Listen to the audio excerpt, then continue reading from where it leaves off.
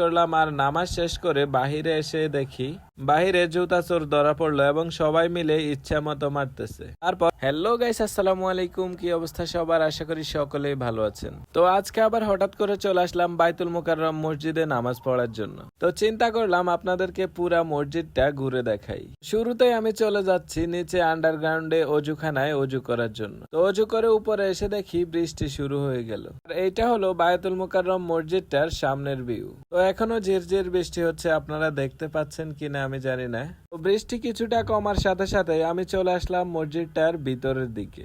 আর ভিতরের ডিজাইন গুলা জাস্ট অসাধারণ। আর ভিতর থেকে বাহিরের দিকের দৃশ্যটা ঠিক এরকম।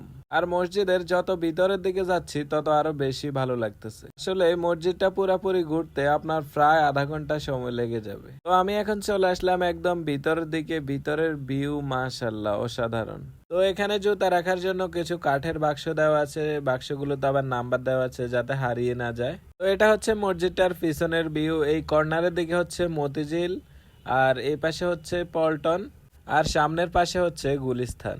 তো আপনারা দেখতেই পাচ্ছেন সামনের পাশে যেমন ডিজাইন, পেছনের পাশেও সেম সেম ডিজাইন।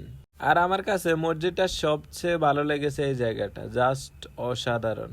তারপর নামাজ শেষ করলাম আর নামাজ শেষ করে বাহিরে এসে দেখি বাহিরে জুতা চোর ধরা পড়লো এবং সবাই মিলে ইচ্ছা মতো মারতেছে। তারপর সাধারণ জুতা চোরের জন্য অনেকে বলতেছে মেরে ফেলতে, অনেকে বলতেছে হাত পা ভেঙে ফেলতে, এবং কি মানুষ চোরটাকে ইচ্ছা মতো মেরে ফ্লোরের উপর দিয়ে টেনে টেনে নিয়ে যাচ্ছে।